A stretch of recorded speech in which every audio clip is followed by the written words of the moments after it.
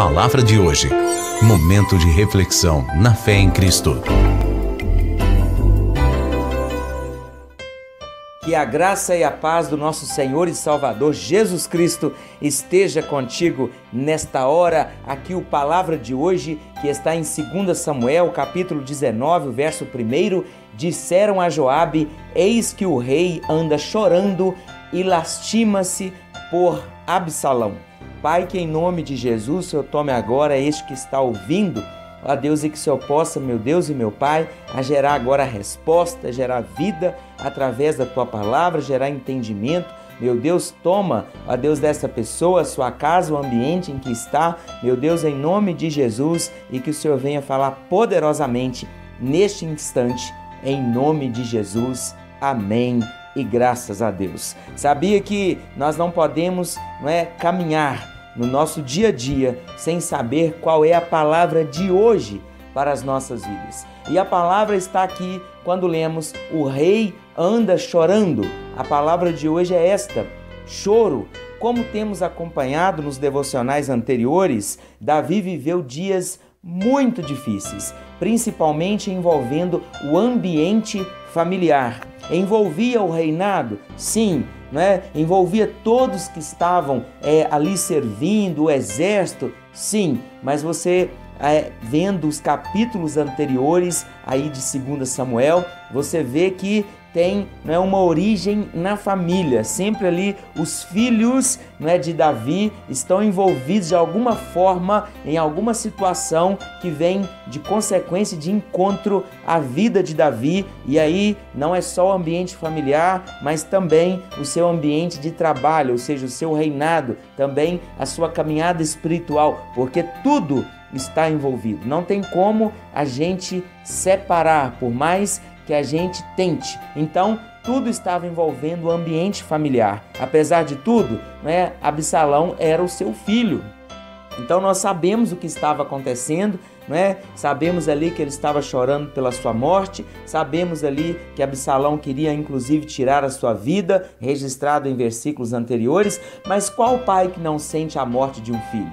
O choro foi inevitável, neste caso expressando uma intensa dor de perda, não só da vida em si, mas este pranto expressava a perda de um tempo de qualidade, a perda do que poderia ter sido seu relacionamento com o filho, as conversas que poderiam ter acontecido, o carinho, a amizade, e por tudo Davi se conduía naquele momento. Eu espero que Deus esteja falando com você assim como Ele está falando comigo, porque aquele choro não era só por aquele momento em si, ou pela vida do filho que se foi de maneira tão trágica, mas tudo aquilo que não aconteceu e aquilo que poderia ter acontecido. Não era um choro qualquer, era um pranto, era uma lástima, era uma dor assim terrível.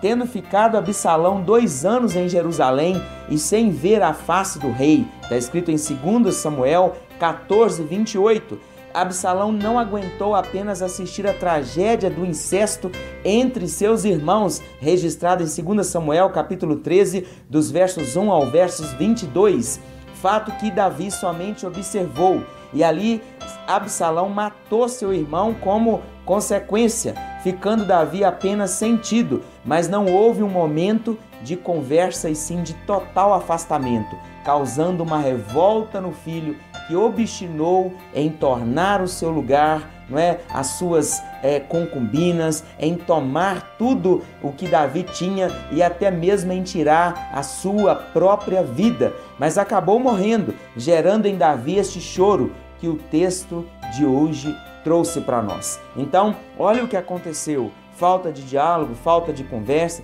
Talvez Davi poderia ter chamado, reunido os filhos, assim que aconteceu aquele incesto, e assim talvez teria evitado essa tragédia, uma após a outra, mas a falta de conversa, a falta de união, a falta ali de todos juntos no mesmo propósito, fez com que Absalão ele tomasse as dores do pai, vingou ali aquela situação com a irmã, matando o seu irmão Amnon, e como ali ele procurou o pai dele em algumas vezes, não teve nenhum tipo de retorno, e ali foi gerada uma revolta em seu coração. Então, não é que vamos tirar a culpa de Absalão por aquilo que ele fez, não é isso, mas nós sabemos, não é que podemos evitar esse choro tão terrível, não é que Davi viveu naquele dia mau, o dia mau, mas pode ser evitado. A Bíblia diz, não é que se nós passarmos pelo vale da sombra da morte, não que Deus quer que a gente passe, caso a gente passe, nós não vamos temer mal algum, porque Ele está conosco, mas não é que nós vamos passar pelo vale, amém? Precisamos apenas entender isso e buscar de Deus um direcionamento para que possamos evitar esses momentos assim tão complicados. E como que nós podemos fazer isso? Com diálogo. Sede, pois, imitadores de Deus como filhos amados, está escrito em Efésios 5:1.